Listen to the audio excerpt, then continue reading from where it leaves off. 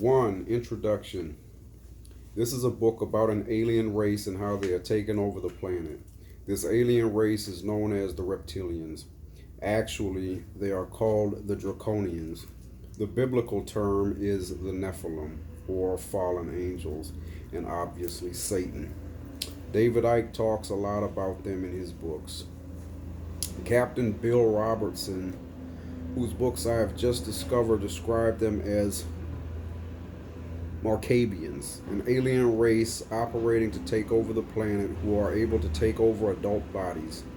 Bill Robertson died prematurely of a brain tumor in his 50s. I think maybe they killed him for his knowledge.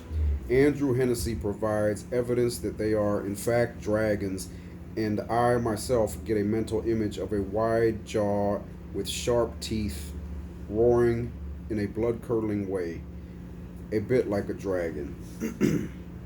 This occurs when the reptilian host that I have been targeted by tried to harm me. It may be that they are in fact dragons that do not fire breath. I was targeted because I was doing a higher consciousness course called Awakening Your Light Body by Luminescence, and the reptilians wanted to know more about it so they could stop it. I am very concerned for this organization's safety. I want to warn anyone else working at a higher consciousness about what the reptilians are doing. Exposing it may stop it. I had become involved with a reptilian who had taken over a human spirit and body, who I will call Brian. He had been body snatched. They are doing this a lot now, hiding behind a human body, convincing us that this human is still only human when it is not. Brian was reptilian through and through, bar his emotions. What human could be as evil as he? He is cruel to a T, relishing pain, telepathic, with extraordinary mental abilities. I have seen him as a reptilian, although at the time I didn't know this is what he was. I am absolutely convinced and have lots of evidence. Not only that, but there were 2 reptilian spirits, his guides, attached to me for 3 years since getting involved with him. Now they have gone. They had been seen and identified by 20 entity removers. Here are my personal experiences of a man who is actually a reptilian. Now, Brian is one of many such reptilians, and you will know the names and maybe know one personally. There are politicians and even heartthrob actors, other humans hosting reptilians. Yes, the reptilians are here, and I am sorry to say, doing rather well, but that can change. I'm talking here not about their physical form, an 8-foot green reptile with yellow eyes and an unpleasant smell, although they also are here and this is how they would appear elsewhere, but about their invasion in a different form.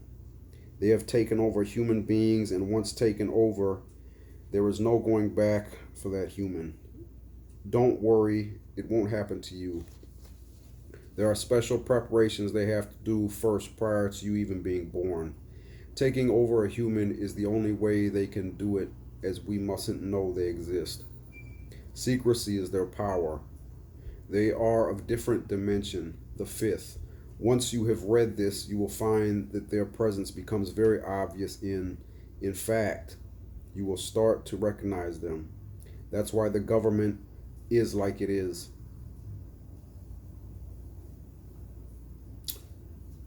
Quote unquote. Humans hosting reptilians, and the reptilian is the one in control.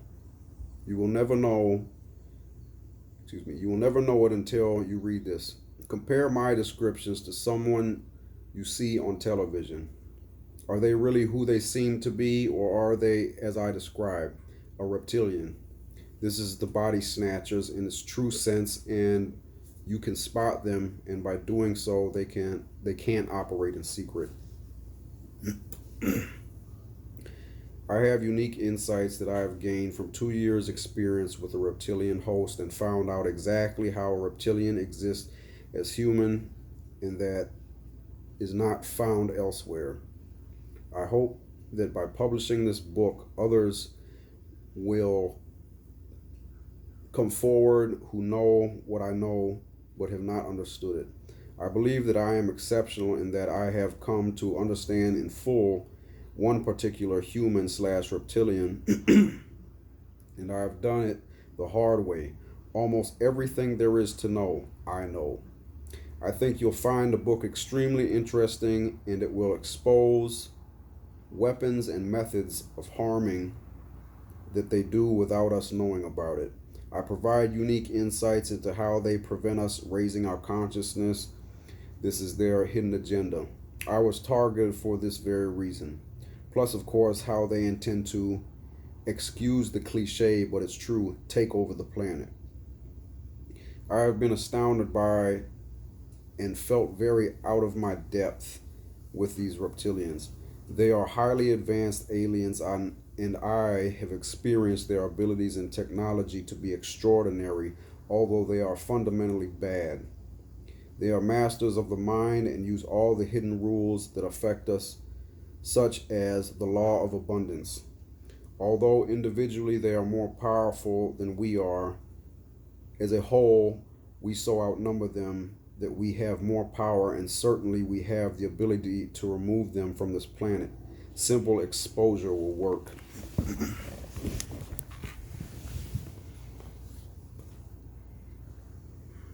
A term I was told for the draconian organization is the suppressive force, which is deceptive. They are also called the Illuminati. The global elite in this is the reptilians. They are a secret organization who is taking control of the planet without us knowing about it. They place themselves in positions of power, and they are also found in all walks of life. And there is a ground force covering geographical areas, and and this was Brian's role. His area used to be Marbella, Spain, that he called his turf, quote unquote. He termed his organization the suppressive force because they are using techniques to suppress us all so that we don't realize what is going on, and so we are too caught up in our problems to even care. Suppression would mean suppressing our intellect and described under nutrition, suppressing our abundance as described under debt, suppressing our health as described under viruses and nutrition, and the weapons that they use, suppressing our consciousness as described under anti-higher consciousness program, art and architecture. 1A. How it all began and why I am writing this. I will start by saying a little about myself. I am a healthcare worker with a Bachelor of Science degree. I have worked in hospitals for 15 years. Prior to the events of 2002, I had no interest in aliens or conspiracy. I was living in Marbella, Spain, setting up my freelance work in doctors' clinics and attending the government-run Spanish school. Here I met Brian, who was attracted to me, and we became friendly. I was originally unattracted to him. He is not that good looking. I then suddenly became very attracted to him. I couldn't understand it. Later I found out that this was due to his seduction techniques that he used on me and all the other women at the school, I think. His ability to attract women was unusual. However, he pretended just to be normal. There were things that really didn't fit. I will later describe these. We then dated.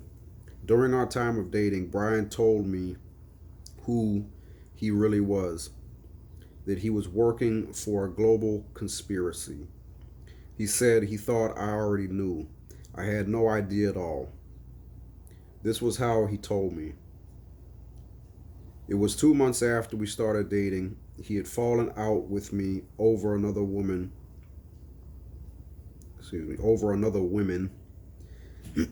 and he actually fired one of his weapons at me. See weapon number 3. This was done at long range. This led to his cover being blown. I am a bit psychic and instantly knew that he was responsible. I confronted him. He panicked and used weapon number 1, see section 13, on me. This actually can be lethal, although Brian was 20 miles away at the time. I ended up in hospital and almost died. Brian was called and turned up at the hospital. Thinking that I was going to die, he told me everything. That he worked for a suppressive force that was a global conspiracy, and he justified it by saying that looked at from a higher perspective, bad is okay, and did I want to join them?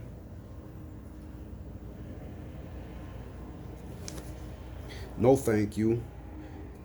3 neighbors had taken me to the hospital, and I had told them that Brian was responsible. When he found this out, and to this day, I do not know how he did it, he removed the effects of the weapon. It was drawn out of my body. I have always admired him for saving me, quote unquote, although his motives were keeping himself out of jail. Well, I actually know that it was one of his guides who told him to remove the weapon, who I thank very much. We continue to see each other. I am not great at picking men. Surprise, surprise. Unpleasant.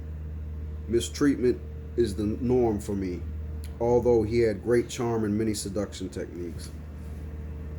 I later found out that the real reason that Brian had been dating me was to find out about luminescence, a higher consciousness course I was doing that was fairly new and unknown to the reptilians. See later my section on anti-higher consciousness. I left Spain after that and stayed in England. Then after a couple of weeks, an attempt was made on my life. It was using a combination of enhanced witchcraft and weapons number 1. I'd fled to Finland. At this time, as well as trying this, Brian attached weapon number 4 in the horrendous prison system. This was before he made an attempt on my life. I managed to survive at all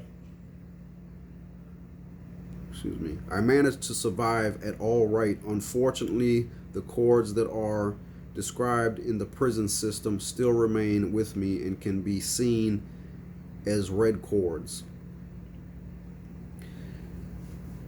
Later made it up with Brian, believe it or not. I later made it up with Brian, believe it or not. I have a tendency to attract unpleasant men, and we dated on and off for a year. He must have been slanging something. I did not want to go public with this information, but as I said, the prologue, I have absolutely no choice. Once you know something, they will try to stop you exposing it. I obviously had no intention of writing this book, but one of his draconian entities remained connected to me for 3 years using their rule. We stopped those before they exposed, quote unquote, inappropriately forcing me into this action. This was actually all his own doing.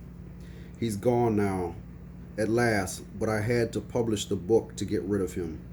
Once it was published, he had nothing to stop, so he absolutely caused this book. Silly. He should be kicked out of the organization.